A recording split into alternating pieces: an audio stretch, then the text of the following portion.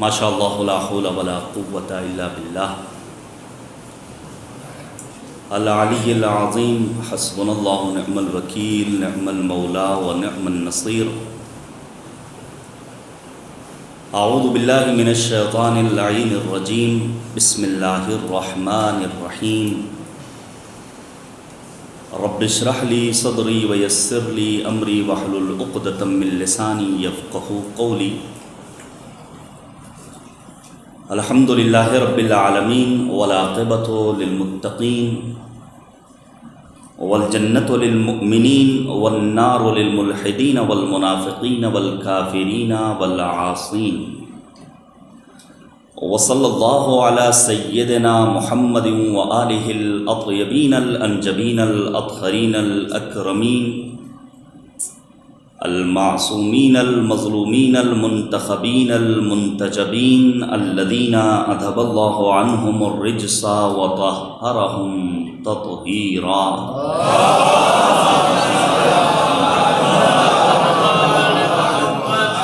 واللعنۃ الدائمۃ الباقیۃ علی اعدائہم اجمعین من الآن الی قیام یوم الدین آمین یا رب العالمین اما بعد فقد قال اللہ تبارک و تعالی فی القرآن الحکیم وهو اصدق الصادقین وقولہ الحق اعوذ باللہ من الشیطان الرجیم یا ایہا الذین آمنوا اتقوا اللہ وکونوا مع الصادقین۔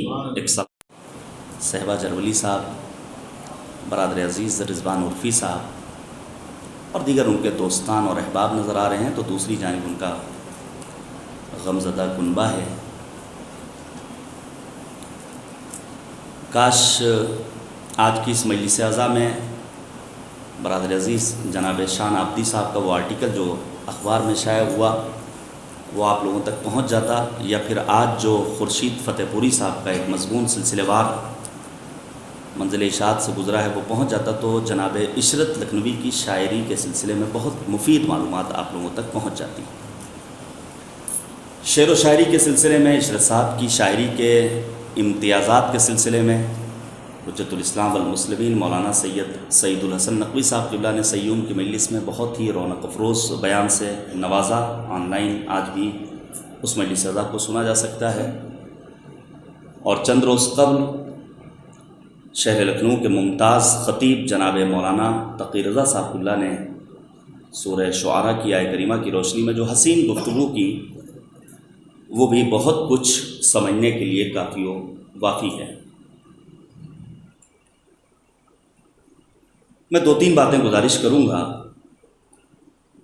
اولاً شان صاحب سے میرا ایک ذاتی اس وقت نظریاتی اختلاف ہو گیا ہے۔ انہوں نے بیان کیا کہ مجالس اعزا میں کورونا نہیں ہوتا ہے، میں اس کا شدت سے مخالف ہوں۔ سوشل ڈسٹینسنگ وہ جو گائیڈ لائن میڈیکل ایکسپرٹس نے دی ہے، جو ہمارے مراجع اعظام کا کہنا ہے، اس کو فالو کرنا یہ ہماری اولین ذمہ داری ہے۔ ایام اعزائے حسینی میں ایک شارٹ کلپ بنائی تھی بعض ڈاکٹرز کے کہنے پر، جس کا عنوان ہی تھا بھرپور عزاداری محفوظ عزاداری۔ لہذا میں گزارش کروں گا اس فریب میں مت آئیے گا۔ یہ صرف یہاں کی بات نہیں ہے، بہت سارے بزرگوں کو اسی شہر لکھنؤ میں کہتے ہوئے سنا ہے یعنی ہمیں کورونا نہیں ہوگا۔ نہیں، بہت سارے جوان لقمہ اجل بن گئے، ہماری بہت عظیم شخصیتیں ہم سے جدا ہو گئی۔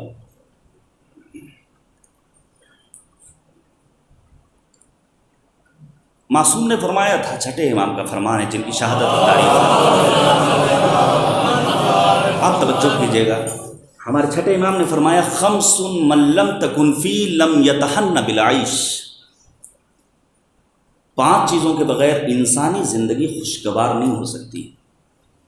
سب کا بیان کرنے کا وقت نہیں ہے، میں مختلف پراکندہ گفتگو کروں گا آج کی اس مجلس میں۔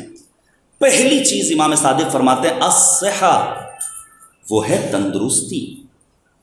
تندرستی 1000 نعمت ہے۔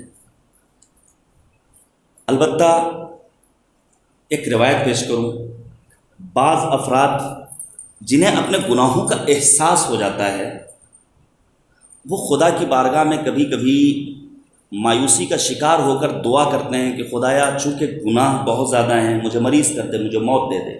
نبی اعظم ختمی مرتبت حضرت محمد مصطفیٰ صلی اللہ علیہ وآلہ وسلم، توجہ کیجیے گا میرے عزیزو، پیغمبر خاتم اپنے اصحاب کے درمیان خطبہ دے رہے ہیں، صف نماز مصلیوں سے مسجد چھلک رہی ہے۔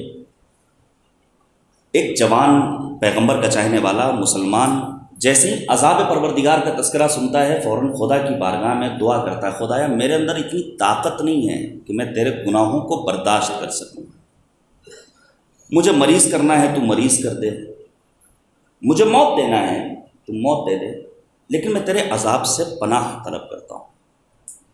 روایت کہتی ہے وہ مریض ہو گیا۔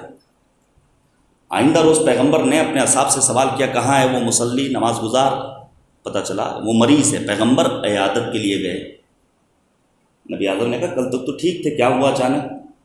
وہ جواب دیتا ہے پیغمبر جب آپ نے خطبہ دیا، عذاب پروردگار کا تذکرہ کیا تو میں برداشت نہ کر سکا اور میں نے خدا کی بارگاہ میں اپنے گناہوں کا اقرار و اعتراف کرتے ہوئے دعا طلب کی کہ خدایا مجھے مریض کر دے، خدا نے مرض دے دیا۔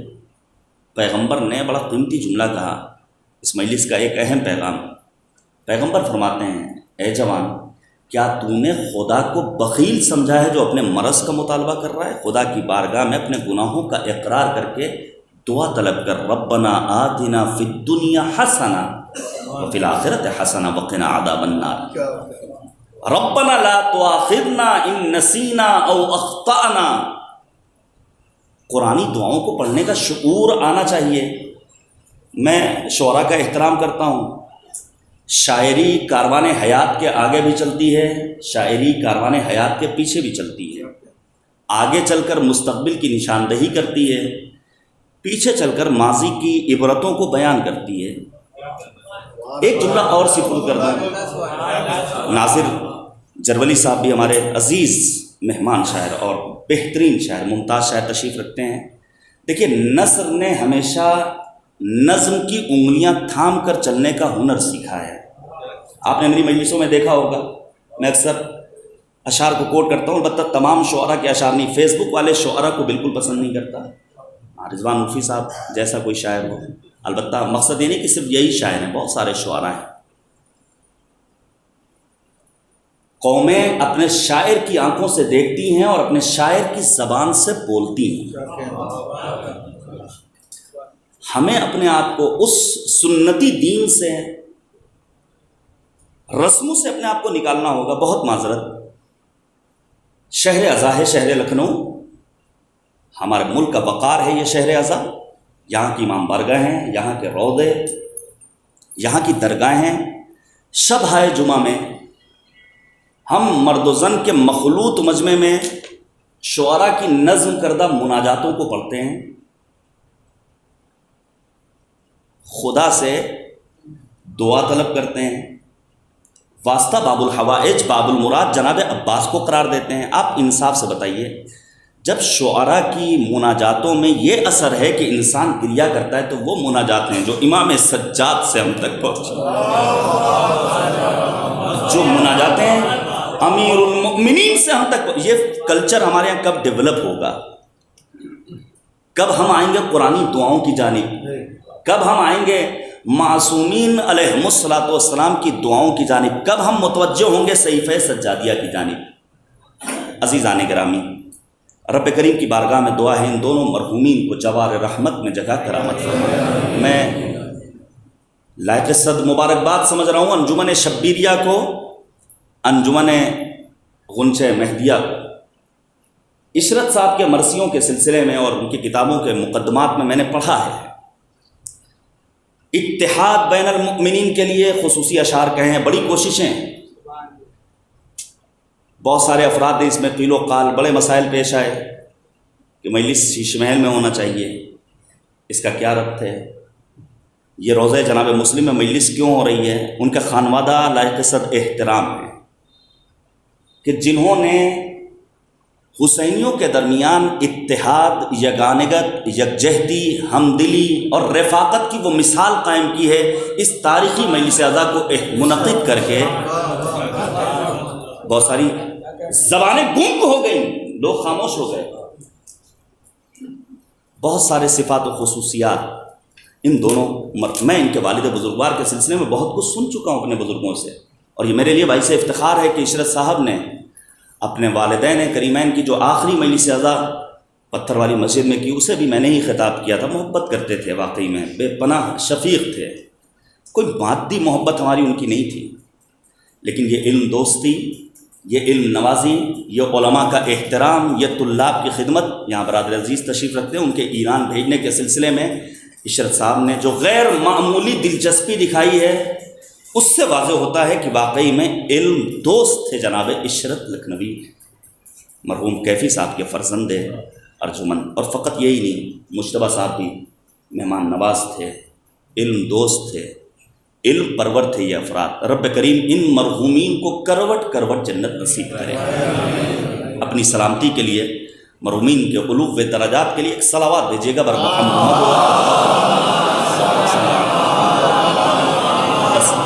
میں جلدی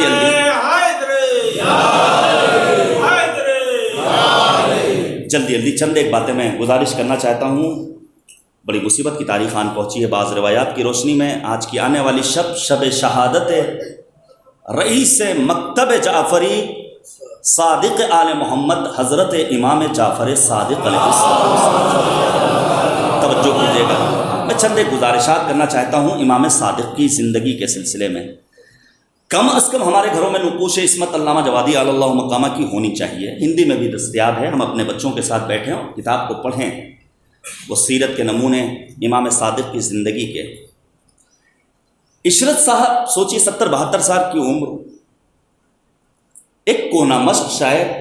اور میں آپ کو بتا دوں، انسان جب نوحہ کہتا ہے تو اس میں جگر سوزی کے مرحلے سے گزرتا ہے، دماغ سوزی کے مرحلے سے گزرنے کے بعد کتنی محنت، کتنے آفاقی نوح کہے گئے. 18 برس کے علی اکبر کا جنازہ.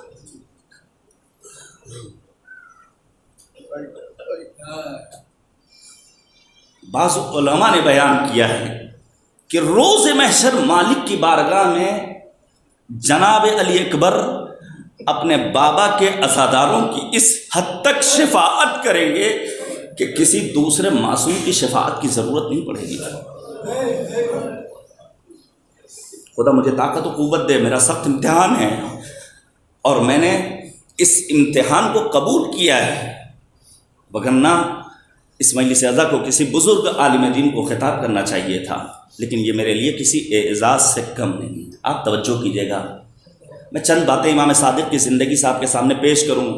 یقیناً مشکلات، یقیناً مسائل، یقیناً پریشانیاں، لاک ڈاؤن، کورونا وائرس، جوان جاب لیس ہیں، سیلری میں کٹوتی ہو رہی ہے، لیکن آپ سب نے سنا ہے ضرورت ایجاد کی ماں. ہمارے جوان کیوں نہیں مختلف علوم کی مہارت حاصل کرتے؟ کیوں نہیں ایسے علوم کو سیکھتے جس کے ذریعے کم از کم ان کے گھر کی روزی روٹی کا انتظام ہو جائے؟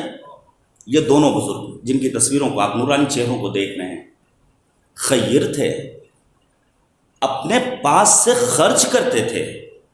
آپ یقین جانیے کسی کو کانو کان خبر بھی نہیں ہوتی تھی. اکثر رابطہ کیا، مولانا اتنا انتظام ہوا ہے، کیا کچھ ممکن ہے؟ اور ناچیز نے اپنی جیب سے نہیں، دوسروں کی مدد سے اگر کچھ پیش کیا، توجہ کیجیے گا، مجھے بعد میں بتایا مولانا ان کے یہاں شادی میرج ہال میں ہو رہی تھی، وہ غریب نہیں ہے اس لیے میں نے نہیں دیا، میرے پاس وہ امانت محفوظ ہے. بھائی اللہ نے جتنا دیا ہے اسی اعتبار سے ہم خرچ کریں. ہم کیوں اپنا اسٹینڈرڈ اتنا ہائی کر لیں؟ پیسے نہیں ہیں تو ٹینٹ ہاؤس میں ہم شادی کر لیں، پیسے نہیں ہیں تو 500 افراد کو بلانے کی ضرورت کیا ہے؟ ہم اپنی ضرورتوں کو خود کم کریں تاکہ دوسروں کے سامنے ہمیں دست سوال دراز نہ کرنا پڑے. عزیزان گرامی آپ توجہ کیجیے گا، امام جعفر صادق ان کی یونیورسٹی، کیا یونیورسٹی میں توجہ کیجیے گا، کیا یونیورسٹی میں فقط کسی ایک سبجیکٹ کی تعلیم ہوتی ہے؟ مختلف علوم پڑھائے جاتے ہیں کسی ایک یونیورسٹی میں.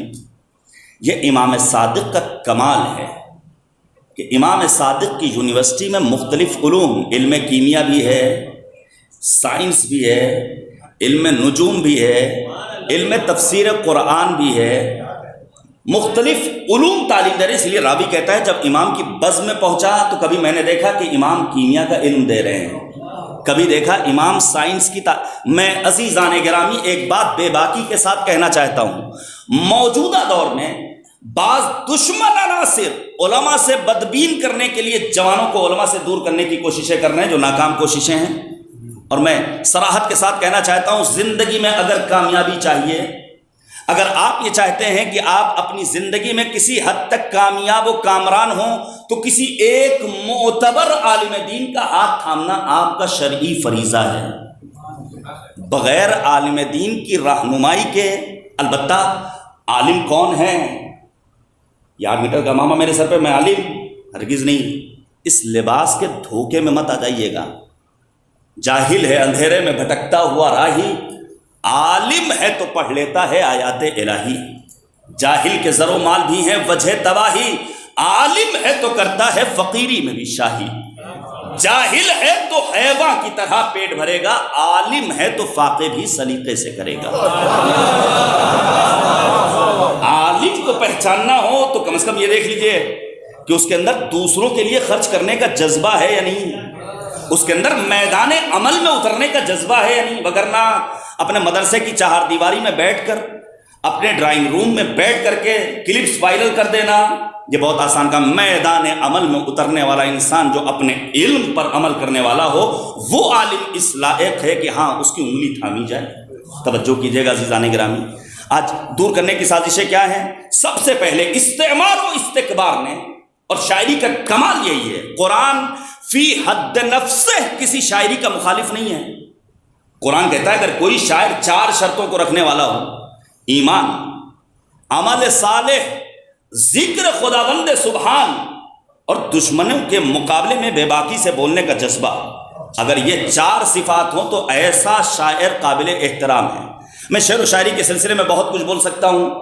شیخ مفید نے، سید مرتضیٰ نے، جناب علامہ شمشاطی نے، شیخ صدوق نے، نہ جانے کتنے بزرگ علماء نے، فقہا نے، مجتہدین نے اشعار کہے ہیں، معصومین علیہم الصلوۃ والسلام نے اشعار کہے ہیں۔ اگر قرآن کہتا ہے وما علمناہ الشعر وما ينبغي له ان هو الا ذکر للعالمین، اگر پیغمبر کا شعر نہ کہنا عین مرضی معبود ہے تو معصومین کا شعر کہنا عین مرضی رب ہے۔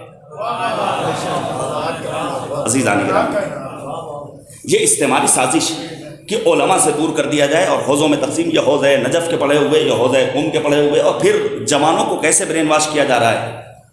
ان کے پاس مت جائیے گا، ان کو طہارت و نجاست کے علاوہ تو کچھ معلوم نہیں، ان کے مسائل اور ان کی فیلڈ بس اسی حد تک نہیں۔ عزیزان گرامی، اگر علماء سے قریب ہوئیے تو یہ سوء تفاہم، یہ بدگمانی، یہ کشفکری بھی انسان کی ختم ہو سکتی ہے۔ آپ شاگردان امام صادق کی زندگی کا مطالعہ کیجئے، جناب محمد ابن مسلم، زرارہ ابن عیون، برید ابن معاویہ، نہ جانے کتنے معتبر صاحب، ان میں ایک نام محمد ابن مسلم کا، توجہ کیجئے گا، 92 کتابوں کے مالک، خود لکھی ہے محمد ابن مسلم نے، زیر زمین دفن کر دی گئی۔ تنہا ایک کتاب جناب جابر ابن حیان کو محمد ابن مسلم سے پہنچی تو جابر ابن حیان فادر آف دا کیمسٹری کہلائے، علم کیمیا کے بعد، اور پھر قطرے کو قنطیر سے ملا دیں تو طلائع احمر میں تبدیل ہو جائے۔ یہ کہاں سے آیا ہے؟ یہ امام صادق علیہ الصلوۃ والسلام کی یونیورسٹی کے پروردہ۔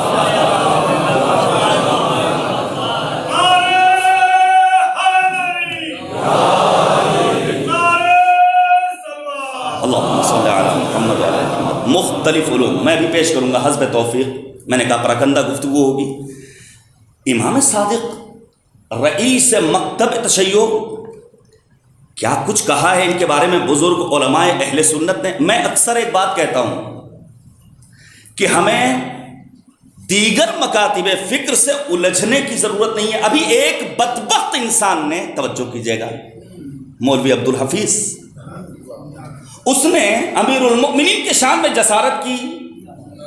سورج کی جانب دیکھنے والا خود اندھا ہو جاتا ہے۔ لیکن کیا مطلب ہے کہ ہم اپنا انداز خطاب بالکل عامیانہ کر دیں؟ گالی کی کس نے اجازت دی ہے؟ کون مذہب ہے؟ کون سی ایسی تعلیم ہے؟ مجھے حیرت ہوتی ہے ان موالیان حیدر کرار پر جو خود کو شیعہ کہتے ہیں، حتیٰ سادات گھرانے سے تعلق ہے ان کا، اور جب اس سے گفتگو کر رہے ہیں تو انداز نازیبا ہے۔ قرآن کریم کو پڑھیے، قرآن نے گفتگو کا ہنر سکھایا ہے، خدا سے کیسے گفتگو کرنی۔ وَلِلَّهِ الْأَسْمَاءُ الْحُسْنَى فَادْعُوهُ بِهَا، خدا سے مانگنا ہے تو ناراض ہو کے مت طلب کرو، اینٹ مت جاؤ، غصہ مت ہو جاؤ کہ اللہ تو ہماری سنتا نہیں، اسماء الحسنی کو سہارا بناؤ۔ مظہر رحمت پروردگار تمہارا باپ، میں گزارش کروں گا ان دونوں مرحومین کی اولاد سے، میں نے بھی داغ یتیمی کو دیکھا ہے، بہت سارے افراد ہوں گے جن کے باپ کا سایہ ان کے سر سے اٹھ چکا ہوگا۔ تنہا سیوم 40 میں اور چھمائیوں برسی تک ہم محدود نہ رکھیں، ایصال ثواب کا طریقہ فقط یہ مجالس نہیں ہے، جب تک زندہ رہیں ہم کار خیر کرتے رہیں، مختلف کچھ نہیں کر سکتے، ان کی قبر پر حاضری دیں۔ عزیزان گرامی، آپ توجہ کیجیے گا، میں آپ کے سامنے عرض کروں، البتہ ہیں ایسے علماء صاحبان قلم جنہوں نے کتبی جواب دیا ہے، جو ایک شان شان طریقہ ہے اور اسے قبول کرنا ہوگا۔ البتہ مجھے حیرت ہوتی ہے صحافت جیسے اخبار کے مالک پر ایک مرتبہ غلطی ہو جائے، 2 مرتبہ غلطی ہو جائے، 3 مرتبہ غلطی ہو جائے، کبھی ولایت فقیہ کی مخالفت میں حامیان ولایت فقیہ اور ممتاز علماء کی شان میں جسارت شائع کرتے ہو۔ یہ کیا طریقہ ہے بھائی؟ کیوں علماء کو اس حد تک تم نے معمولی سمجھ رکھا ہے؟ العلماء ورثۃ الانبیاء، یہ علماء انبیاء کے وارث ہیں۔ کبھی جناب سید حسن نصر اللہ سید مقاومت،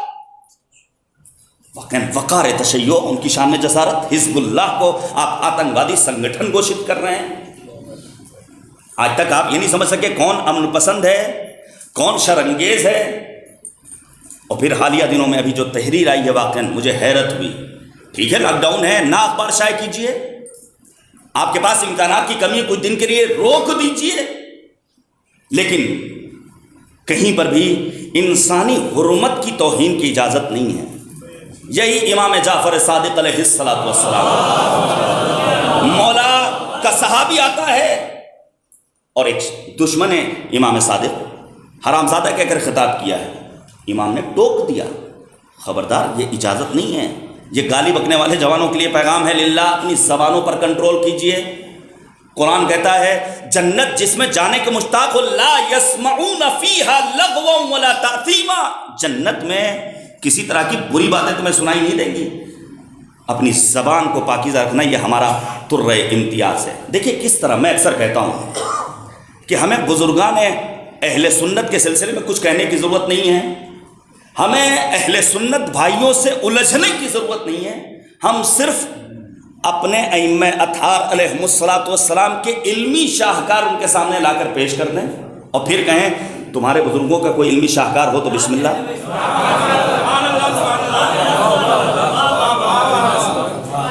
آپ امام رضا کی زندگی دیکھ لیجئے، امام صادق کی یونیورسٹی کو دیکھ لیجئے، 4000۔ البتہ میں عرض کر دوں، امام صادق کا کام مسجد میں بیٹھ کر مدرسہ چلانا نہیں تھا، یہ تو حالات ایسے تھے۔ امام کا کام اس سے کہیں زیادہ عظیم۔ اب آپ دیکھیے بزرگان اہل سنت نے کیا کہا ہے، مثلا امام مالک کیا کہتے ہیں، ما رأت عین ولا سمعت اذن ولا خطر على قلب بشر افضل من جعفر الصادق فضلا وشرفا علما وورعا۔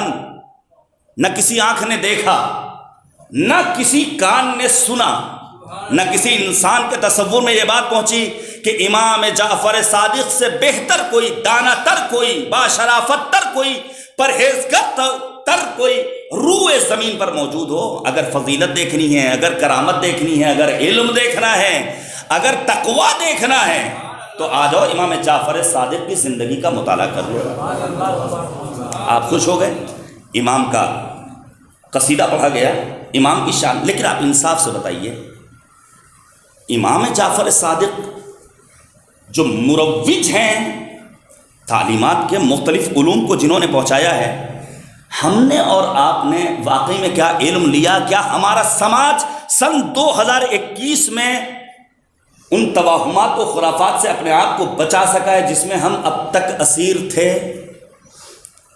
بہت معذرت کے ساتھ، اب تو آپ نے وعدہ لے ہی لیا ہے، اب تو میں مجلس پڑھوں گا اور آپ کو سننا ہے، تقریباً 1 گھنٹے کا وقت جو ہمیں ملا ہے۔ ہمارا سماج کتنے طرح کے توہمات اور خرافات کا اسیر ہے، بچے کی ولادت سے نہیں بلکہ شادی طے ہونے سے لے کر کے انسان کے مرنے تک توہمات اور خرافات کی طویل فہرست ہے، ضخیم کتاب۔ اور تنہا بر صغیر کی بات نہیں کر رہا ہوں، جو جتنا زیادہ پڑھا لکھا ہے، ٹائبیٹ والا ہے، اس کے ہاں توہمات و خرافات بھی اتنے ہی زیادہ۔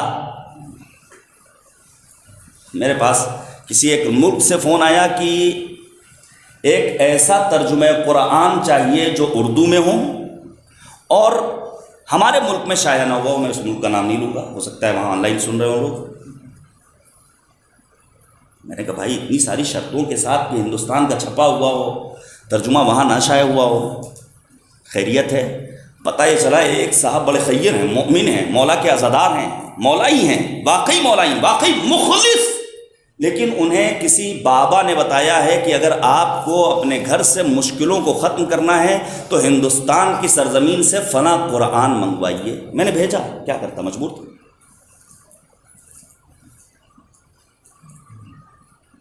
فاتحہ سنت حسنہ ہے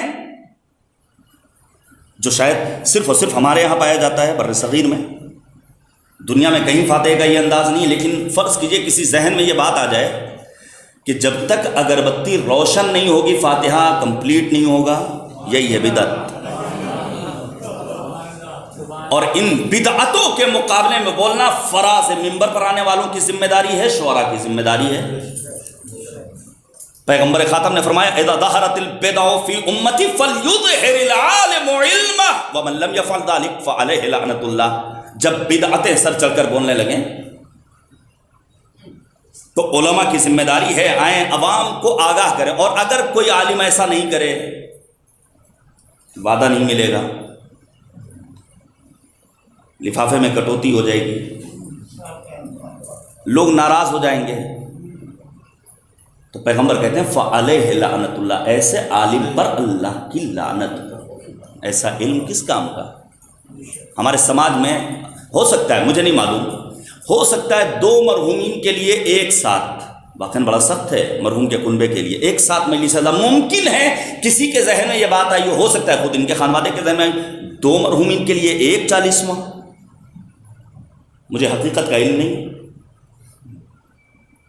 بعض جگہوں پر 40واں 15ویں دن ہو جاتا ہے، 12ویں دن ہو جاتا ہے۔ بھائی کیوں؟ میں پہلے ہی وضاحت کر دوں، چہلم فقط ذات سید الشہداء کے لیے، کسی اور معصوم کے لیے چہلم کا لفظ نہیں ہے، تنہا ذات سرکار سید الشہداء حضرت امام حسین علیہ السلام، کسی اور معصوم کے لیے چہلم نہیں ہے۔ جب معصوم کے لیے نہیں تو عام افراد، یہ ہمارے اور آپ کے لیے ٹوٹے دلوں کی تسکین کا ذریعہ ہے کہ ہم مجالس اعضاء کا اہتمام کرتے ہیں اور پھر تذکرہ کربلا کے ذریعے اپنے دلوں کو اطمینان پہنچاتے ہیں اور اپنے غم کو فراموش کر کے زہرا کے لال پر آنسو بہا لیتے ہیں۔ عزیزان گرامی، تنہا میں عرض کر دوں، تنہا یہ توہمات ہمارے یہاں نہیں، یہاں تو ایک سلسلہ ہی ہے، بہت ساری کمی ہوئی ہے، بیدار مغز جوان علماء فراز منبر پر آ کر دین کے حقائق سے لوگوں کو آگاہ کر رہے ہیں، استقبال ہے الحمدللہ، ہم مالک کا شکر ادا کرتے ہیں۔ اور ہمارے بزرگوں نے بہت کام انجام دیا، یہ مجھ سے نہ کہا جائے یا ہم سے نہ کہا جائے کہ اب تک تو یہ ہوتا چلا آیا، کسی اور نے کیوں نہیں ٹوکا؟ اس دور کے تقاضے کچھ اور تھے، آج حالات سازگار ہیں، ان بزرگوں نے اگر محنت نہ کی ہوتی تو آج ہم جیسے جوانوں کو بولنے کا موقع نہ ملتا۔ یہ جو بول رہے ہیں ہم اتنی جرأت کے ساتھ، 10 سال پہلے یہ حالات نہیں تھے، 20 سال پہلے یہ حالات نہیں تھے، آج لوگوں کے اندر یہ قابلیت پیدا ہو گئی ہے۔ اس موقع پر بھی دینے والے کی عطا میں کوئی کمی نہیں تھی، لوگوں کی فکریں اس حد تک بلند نہیں ہوئی تھیں کہ وہ ان مطالب کو بیان کرتے۔ آج الحمدللہ سیلز کھل چکے ہیں، افراد قبول کر رہے ہیں۔ عزیزان گرامی، لہذا توہمات و خرافات، مثلا ابن رومی شاعر امیر المؤمنین، توجہ کیجیے گا، تذکرہ آ گیا۔ ابن رومی ایک ایسا شاعر ہے جس نے متعدد قصیدے کہے امیر المؤمنین کے سلسلے میں۔ مصرع کیا ہے؟ تراب ابی تراب کحل عین، ابو تراب امیر المؤمنین کی خاک پا میرے لیے سرمہ چشم۔ لیکن ابن رومی امیر المؤمنین کا شاعر ہونے کے باوجود صدیوں قبل توہم اور خرافات کا شکار ہو جاتا ہے۔ ابن رومی کے پڑوسی کے گھر میں ایک کنکری پہنچی۔ آج کی طرح واٹس ایپ اور سوشل میڈیا اور ٹیلی گرام اور فیس بک کا دور نہیں تھا۔ پڑوسی سمجھ گیا کہ کوئی مشکل ہے، غلام کو بھیجا چھت پر، دیکھو کیا مسئلہ ہے۔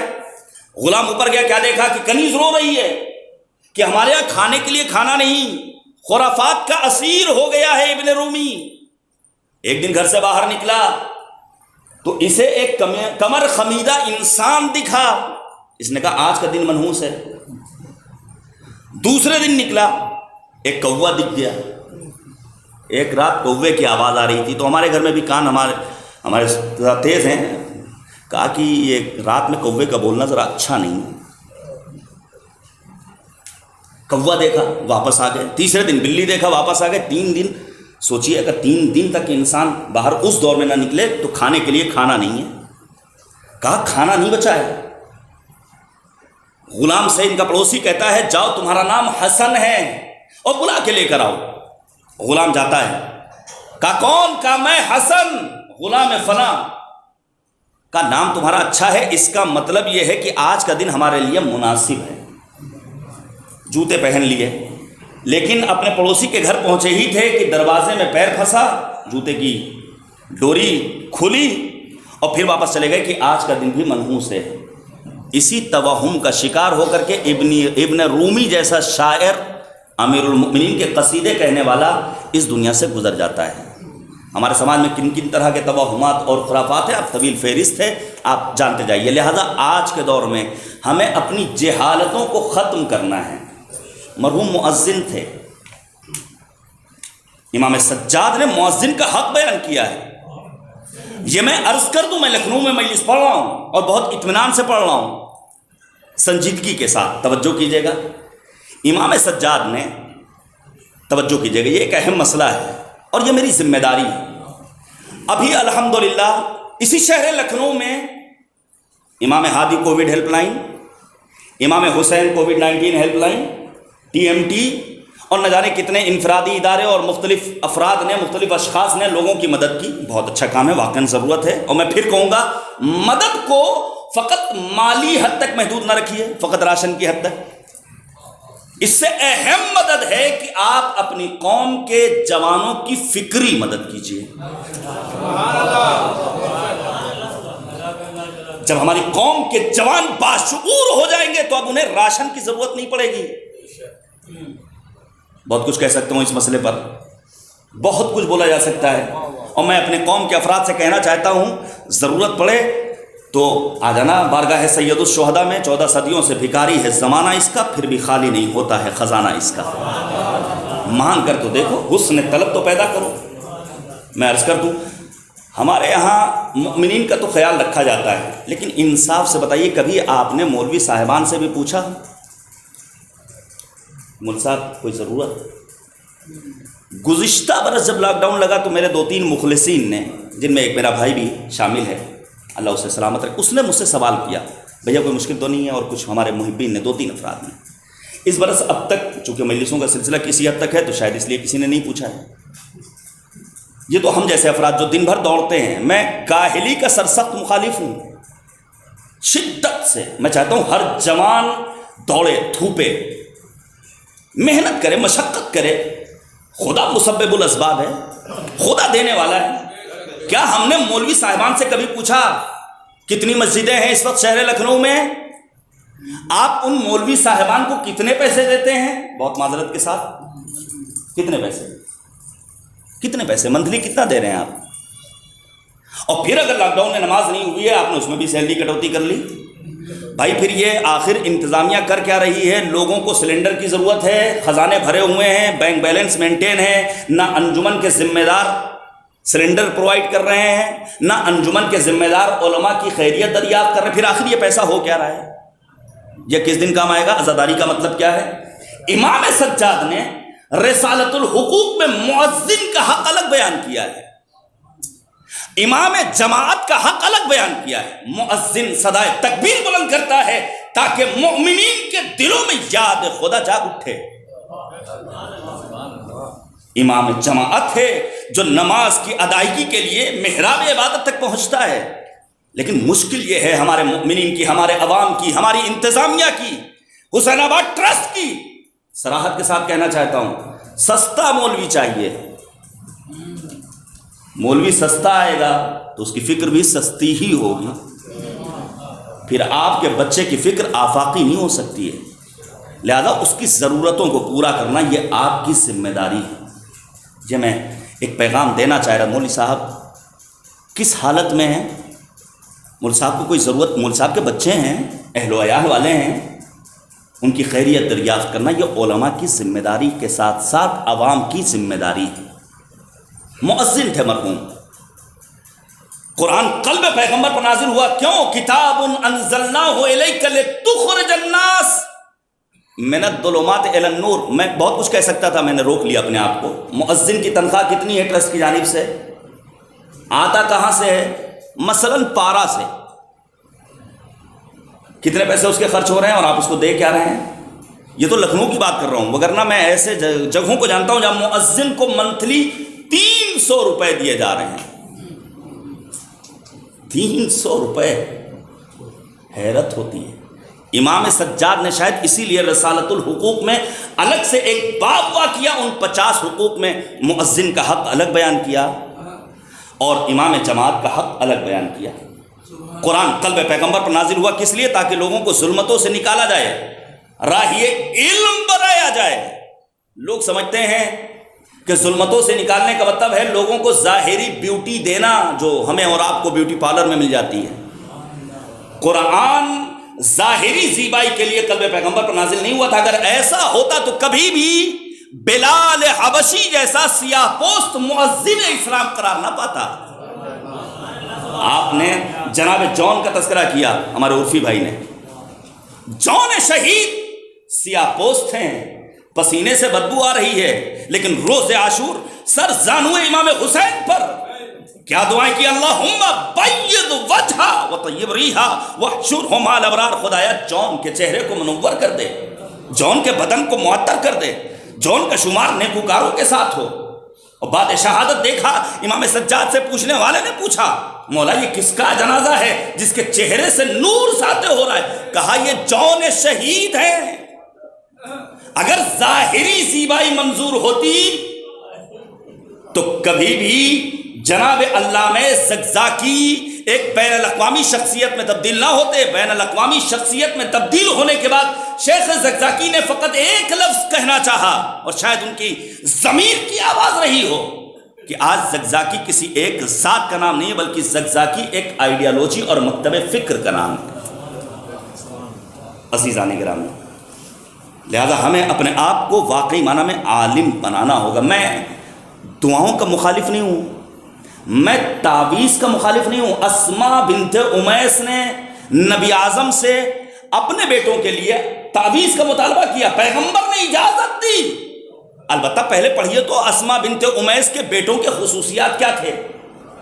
خبیر تھے، مدبر تھے، مدیر تھے۔ ہمارے گھر کے بچے جنہیں کچھ ہو جائے، نظر لگ گئی، سب سے پہلے 7 عدد مرچا چولہے کے سپرد کر دو۔ قرآنی آیت تو یاد نہیں، وَإِن يَكَادُ الَّذِينَ كَفَرُوا لَيُزْلِقُونَكَ بِأَبْصَارِهِمْ لَمَّا سَمِعُوا الذِّكْرَ وَيَقُولُونَ إِنَّهُ لَمَجْنُونٌ وَمَا هُوَ إِلَّا ذِكْرٌ لِّلْعَالَمِينَ۔ ہاں، میں اس کا مخالف ہوں کہ ہماری قوم کے افراد بے جان دھاگوں پر اپنا دم دینے لگیں۔ میں اس کا مخالف ہوں کہ ہم ان بارگاہوں میں پہنچنے کے بعد الا ماشاء اللہ تالا بند کرنے لگے۔ میں اس کا شدت سے مخالف ہوں کہ ہم ان افراد کے پاس پہنچ جائیں جنہیں نہ قرآن کی تلاوت کا علم ہے، جنہوں نے نہ فقہ پڑھی ہے، جنہوں نے نہ حدیث پڑھی ہے، جنہیں نہ رموز قرآن سے واقفیت ہے، جنہیں نہ تفسیر قرآن سے آشنائی ہے، نالی کے کنارے بیٹھنے والے جو اپنا مقدر نہ سنوار سکے وہ چلے ہیں عاشقان اہل بیت اطہار کا مقدر سنوارنے کے لیے. صلوات بھیجیے گا بر محمد. عزیزان گرامی، میں چند باتیں اور بیان کروں اس بچے ہوئے وقت میں، آپ توجہ کیجیے گا. مرحوم کی ایک صفت میں آپ کے سامنے بیان کر دوں جو میں نے معلوم کی ہے.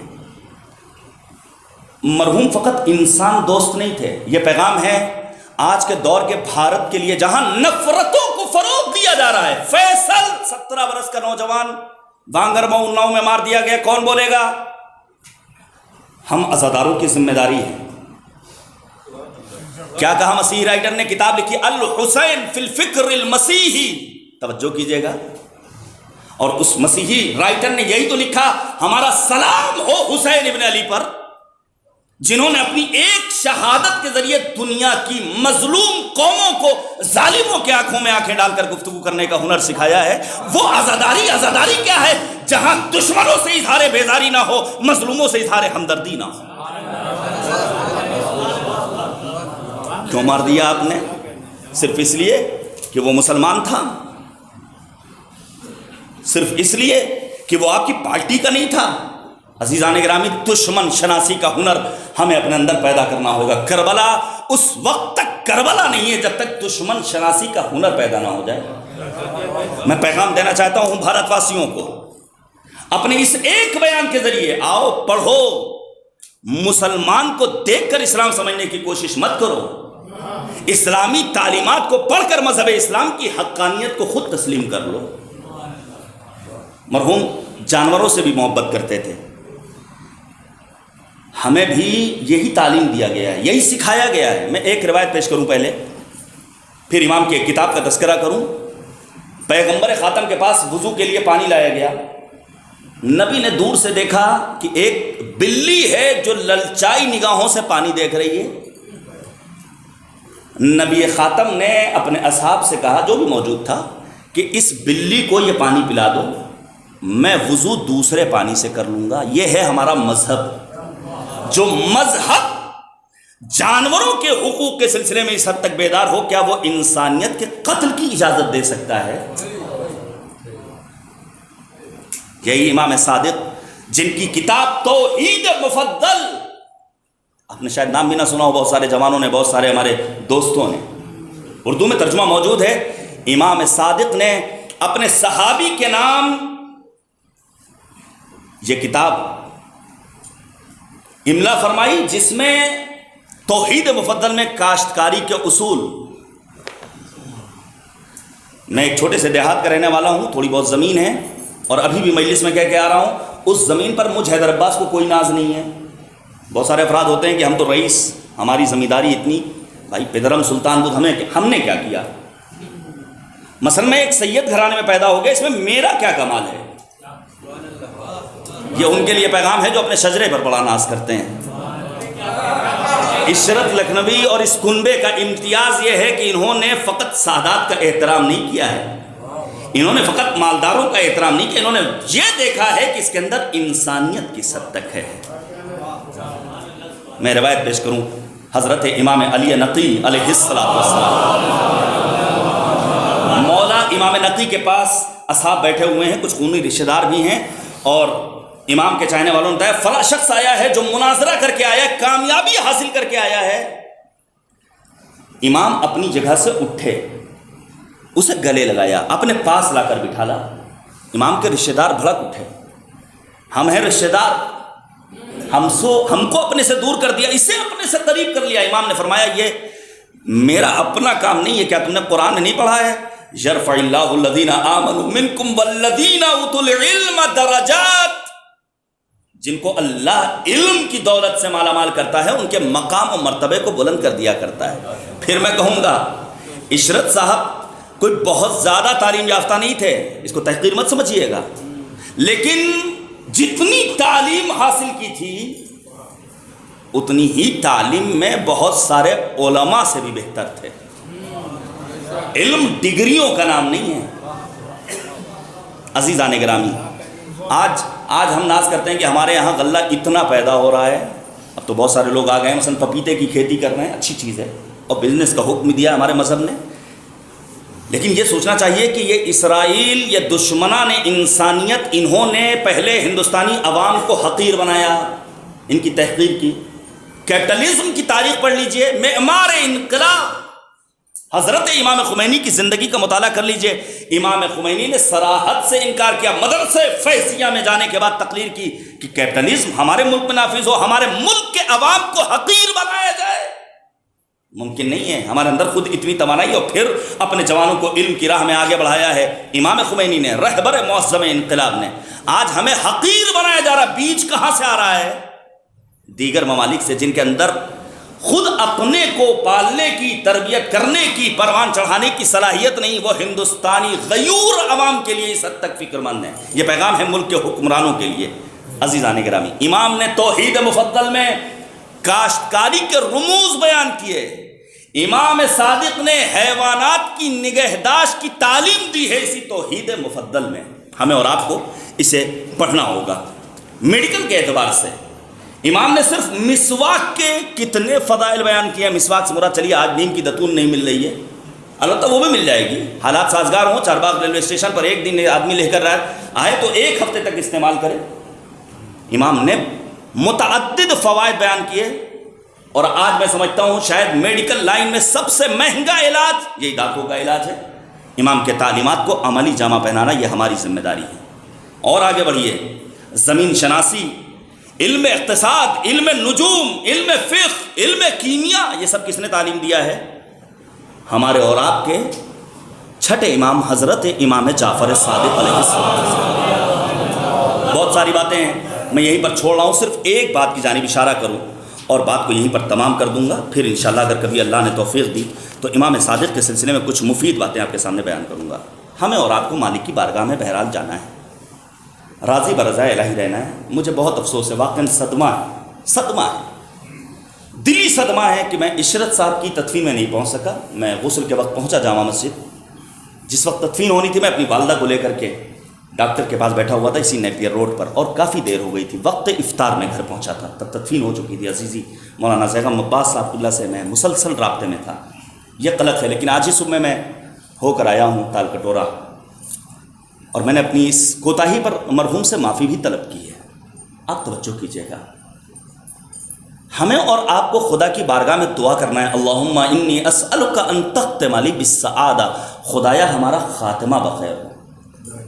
امام نے فرمایا کہ اگر تم یہ چاہتے ہو کہ تمہاری عاقبت بخیر ہو تو 3 نسخے دیے۔ پہلی چیز، اللہ کی دی ہوئی نعمت کو معصیت میں استعمال مت کرو۔ خدا نے انہیں نعمت دی تھی شعر گوئی کی، ہیں بہت سارے نام نہاد شیعہ نغمے کہتے ہیں بہت سارے ایسے افراد جنہیں اللہ نے اچھی آواز دی ہے۔ مجھے حیرت ہوتی ہے ان مؤمنین پر جو ان منقبتوں کو اپنے گھر میں چلاتے ہیں جو گانے کی طرز پر۔ امام نے فرمایا اگر عاقبت بخیر ہونا چاہتے ہو تو اللہ کی دی ہوئی نعمت کو معصیت میں استعمال مت کرو۔ اللہ کی دی ہوئی نعمت یہ ہاتھ بھی ہے، یہ آنکھ بھی، یہ کان بھی۔ امام سجاد نے فرمایا دعائے مکارم الاخلاق میں امرنی ما کان عمری بذلۃ فی طاعتک وَإِذَا كَانَ عُمْرِ مَرْتًا لِلشَّيْطَانِ فَاقْبِضْنِی إِلَیک۔ خدایا جب تک زندہ رہوں میری زندگی تیری عبادت و اطاعت میں بسر ہو، جب میری زندگی شیطان کی چراگاہ بن جائے تو مجھے موت دے دینا۔ چراگاہ کا مطلب کیا ہے؟ کہ انسان کے ہاتھ اپنے ہاتھ نہ رہ جائیں، انسان کی آنکھیں اپنی آنکھیں نہ رہ جائیں، دیکھے تو شیطان کی آنکھ سے، سنے تو شیطان کے کان سے۔ امام فرماتے ہیں کہ کبھی بھی خدا کے حلم پر مغرور مت ہو جانا۔ خدا ستار ہے، خدا حلیم ہے، انہو حلیم اواب۔ ابراہیم خلیل خدا کی صفت حلم ہے۔ خدا اگر چشم پوشی کر رہا ہے تو مغرور مت ہو جانا، گناہوں پر گناہ کرتے چلے جاؤ۔ نہیں، یاد رکھو اگر پروردگار نے تمہارے گناہوں کی فہرست منظر عام پر لا کر پیش کر دی، لو تکاشفتم لما تدافنتم، تو میتیں سڑتی رہیں گی، کوئی دفن کرنے والا بھی نہیں ملے گا۔ امام نے فرمایا اور اگر تم یہ چاہتے ہو کہ تمہاری عاقبت بخیر ہو تو جو بھی عاشق رسول اور آل رسول ہے اس کا احترام کرو۔ چاہے وہ شاعر ہو، چاہے وہ عالم ہو، چاہے وہ طالب علم ہو، چاہے وہ عزادار ہو، چاہے وہ نوحہ خان ہو، جو بھی ہو، تحقیر کی اجازت بہرحال امام نے نہیں دی ہے۔ بس ایک آخری بات، مجھے نہیں معلوم چودھری اون صاحب رودولوی اس وقت یہاں موجود ہیں یا نہیں، مرحوم کے اچھے دوستوں میں صاحبہ صاحب گواہی دیں گے، اکثر تذکرہ ہوتا تھا اون ماموں سے، اکثر تذکرہ کرتے تھے عشرت صاحب کہ آج میں نے آپ کی بڑی تعریف کر دی۔ دوستوں کے حقوق بہت زیادہ ہیں، بس میں یہیں پر بات کو تمام کر دوں گا۔ میں جوانوں کے لیے کہنا چاہتا ہوں، اپنی دوستیوں کو ذرا سوچ سمجھ کر آگے بڑھائیے، کیونکہ قرآن نے کہا یہی انسان جب مالک کے حضور پہنچے گا تو کل قیامت کے دن کہے گا یا ویلتا لیتنی لم اتخذ فلانا خلیلا، اے کاش ہم نے فلاں کو اپنا دوست نہ بنایا ہوتا۔ دوستیوں کے نتیجے میں ندامت کے آنسو بہانے پڑتے ہیں، بالخصوص بچوں اور نوجوانوں کی دوستیوں پر ہمیں نگاہ رکھنی ہوگی، لڑکا ہو یا لڑکی۔ آنے والا آتا ہے اور آنے کے بعد امام سے پوچھتا ہے مولا دوست کے حقوق کیا ہیں، ایک دوست کے دوسرے دوست پر حقوق کیا ہیں؟ امام صادق نے 30 حقوق بیان فرمائے ہیں، ان میں سے ایک حق یہ ہے جو خود کے لیے پسند کرو وہی اپنے دوست کے لیے پسند کرو۔ جناب عیسیٰ سے سوال کیا گیا کہ کس سے دوستی کی جائے؟ جناب عیسیٰ نے 3 صفات بیان کی، آخری گفتگو، بس بات کو تمام کر رہا ہوں۔ عیسیٰ فرماتے ہیں کہ جب اپنے دوست کو دیکھو تو خدا یاد آ جائے۔ یہ دونوں حضرات ایسے تھے کہ انہیں دیکھیے تو خود بخود نماز یاد آ جائے، یہ ایسے کہ انہیں دیکھو تو ذکر الہی، یقین جانیے نہ کبھی کسی کی برائی کرتے ہوئے سنا، ہاں یہ ہے کہ اصول کے پابند تھے، جو چیز دین شریعت کے معیار کے خلاف تھی اس کا سرسخت مقابلہ کیا، حتیٰ دوران پروگرام کھڑے ہو گئے ہیں مائک لے کر کے دین کی بات کی ہے، کہ اس سے دوستی کرو جس کو دیکھو تو خدا یاد آ جائے، اس سے دوستی کرو کہ جب وہ بولے تو تمہارے علم میں اضافہ ہو۔ اسی شیش محل کے جوانوں کو، شبیریہ کے برادران کو آپ مد نظر رکھیے، مجھے حیرت ہوتی واقعی میں کیا حسین انداز گفتگو، اور میں تو کہتا ہوں مولانا اصطفیٰ رضا صاحب قبلہ خدا انہیں تادیر سلامت رکھے، یا ان کی تربیت یا پھر جناب عشرت رضوی عشرت لکھنوی کی بزرگواری کہ جنہوں نے ایسے جوانوں کو سماج کے سپرد کیا ہے۔ کیا شائستگی ہے، کیا لیاقت ہے۔ اس کے بعد جناب عیسیٰ فرماتے ہیں کہ جب اسے دیکھو اپنے دوست کو تو اپنی آخرت کو یاد کر بیٹھو۔ یہ مرحومین ایسے ہی تھے۔ رب کریم تیری بارگاہ میں ہم عاجزانہ دعا کرتے ہیں، خدایا ہماری اس عبادت کا جو بھی ثواب ہے وہ ان مرحومین کی ارواح تک منتقل ہے۔ واقعاً خانوادہ ٹوٹا ہوا ہے، شیش محل میں بہت موتیں ہو گئیں، ایک ایک گھر میں کئی موت۔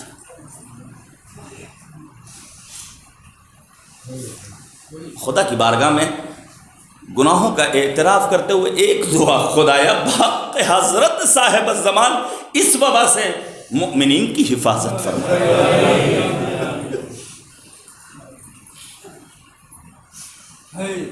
بہت اچھا آپ نے اپنے مضمون کا اختتام کیا ہے۔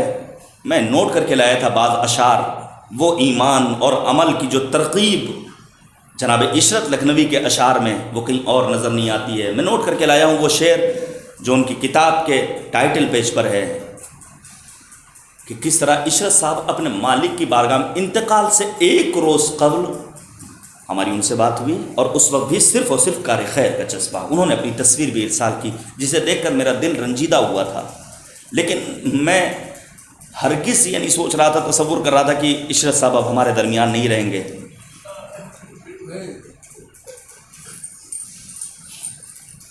لیکن خدا سلامت رکھے انجمن شبیریہ کے تمام ماتمداروں کو، تمام نوحہ خانوں کو، جنہوں نے نہایت سلیقے کے ساتھ، نہایت احترام کے ساتھ ماتموں عزاداری کے ہمراہ اپنے محسن کو سپرد لحد کیا۔ اتنا بڑا مجمع آ گیا، آن لائن مجلس ہو رہی ہے، پوری دنیا میں سن رہے ہیں۔ میں ان کے تمام شاگردوں کو، بالخصوص کویت میں جو افراد ہیں میں ان سے واقف نہیں ہوں، اکثر ان کا تذکرہ کرتے تھے، اور عشرت صاحب کا کمال یہ تھا اس عمر میں پہنچنے کے بعد بھی وہ اگر کوئی شعر کہتے تھے اور دیکھتے تھے کہ اس میں کہیں ممکن ہے کوئی دین کے اعتبار سے مشکل ہو تو پوچھتے تھے یہ مصرع رکھیں یا ہٹا دیں، کہ خود اس تقریر کے ساتھ، شاید آواز بھی ریکارڈ میرے پاس موجود ہو، ایک بار نہیں متعدد۔ یہ آج کے شعراء کے لیے پیغام ہے جو اپنے کو بڑا شاعر سمجھتے ہیں، یہ ان افراد کے لیے پیغام ہے جنہوں نے کچھ علم حاصل نہیں کیا، پہلے تعلیمات اہل بیت طاہرین کے فرامین اپنے وجود میں ضم کر لو، پھر آؤ اہل بیت کی مدحت کے لیے۔ یقیناً یہی شاعری ہے جس نے امام حسین کی سب سے عظیم خدمت انجام دی۔ بس میں چند جملے مسائل کے، بہت زیادہ مسائل میں نہیں پڑھتا ہوں۔ عموماً امام صادق شعراء کو بلاتے تھے، میرے جد کا مرثیہ کہو۔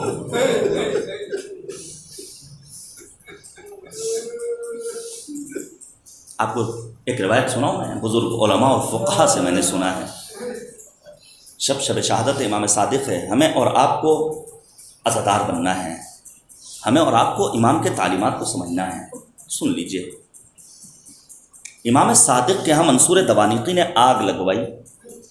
آج کے دور کا معاملہ تو تھا نہیں کہ فوراً فائر بریگیڈ اور سارے مسائل نہیں، کنواں ہوتا تھا، پانی نکالنا ہوتا تھا۔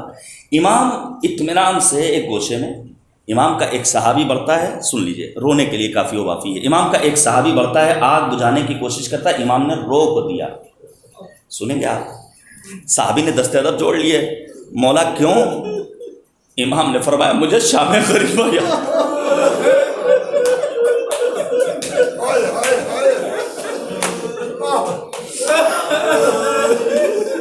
اجرکم اللہ، اجرکم اللہ۔ امام کے پاس شیعہ پہنچے ہیں، ان میں سے ایک ایسا جس کے باپ نے اشعار کہتے ہیں، امام کہتے ہیں تم بھی تو شعر کہہ سکتے ہو، میرے جد کا مرثیہ پڑھو۔ پردہ حائل کیا گیا، ایک طرف خواتین دوسری طرف مرد، امام صادق کے جد کا مرثیہ پڑھا جا رہا ہے، شدت کا گریہ۔ امام کی ماں ام فروہ گریہ کر رہی ہیں، امام نے بڑھ کر تسلی دی۔ میں کہوں گا مولا آج آپ کی ماں نے گریہ کیا تو آپ سے برداشت نہ ہوا، ارے زینب و ام کلثوم بازار کوفہ و شام۔ اجرکم اللہ۔ میں بھائی رضوان سے، میں بھائی عمران سے کہنا چاہوں گا، آپ کے بزرگوں کی مجلس چہلوں میں مؤمنین آ گئے، باوقار افراد نے شرکت کی جو معمولاً کہیں نہیں نکل رہے ہیں، لیکن ذرا سید سجاد کے دل سے پوچھئے۔ بس میں نے ختم کر دیا۔ 35 برس امام سجاد نے گریہ کیا ہے اپنے بابا کی مظلومانہ شہادت کو یاد کر کے۔ جب کبھی امام سجاد کے سامنے کھانا آتا تو امام سجاد مرثیہ پڑھتے تھے، قتل ابن رسول اللہ، جایا نواس رسول کو بھوکا مارا گیا۔ امام سجاد کے سامنے پانی آتا تو امام سجاد مرثیہ پڑھتے، قتل ابن رسول اللہ عطشانا، نواس رسول کو پیاسا مارا گیا۔ ارے میں اس کا بیٹا ہوں جسے 3 شب و روز کا بھوکا پیاسا میدان کربلا میں مارا گیا۔ بس ایک آخری روایت، امام سجاد علیہ السلام، دیگر تمام معصومین۔ امام رضا غریب ریان ابن شبیب سے کیا کہتے ہیں اپنے جد کی مظلومیت کو بیان کرتے ہوئے؟ ریان میرے جد کو قتلا کالکبش، ایسے مارا گیا جیسے گوسفند کو ذبح کیا جاتا ہے۔ ریان نے دست ادب جوڑ لیے، مولا کیا مطلب، کیا پانی پلایا گیا تھا، کیا آنکھوں پر پٹی باندھی گئی تھی؟ امام نے کہا نہیں، تمہیں معلوم ہے جب قصاب گوسفند کو ذبح کرنے چلتا ہے تو کوئی روکتا نہیں ہے، کوئی ٹوکتا نہیں ہے۔ ارے میرے جد کو قتل کیا جا رہا تھا، کوئی ایک نہ تھا جو آگے بڑھ کر کہتا یہ نواس رسول 70 قدم کے فاصلے سے زینب کبریٰ مدینے کا رخ کر کے آواز دیتی، یا جدہ صلی علیک ملیک السماء وہذا حسین مرمل بالدماء۔ نانا میرا ماں جایا خاک و خون میں غلطہ پڑا ہوا ہے، نانا میرے بھیا کو شہید۔ وَسَيَعْلَمُ الَّذِينَ ظَلَمُوا أَيَّ مُنقَلَبٍ يَنقَلِبُونَ إِنَّا لِلَّهِ وَإِنَّا إِلَيْهِ رَاجِعُونَ رضا بقضائه وتسليما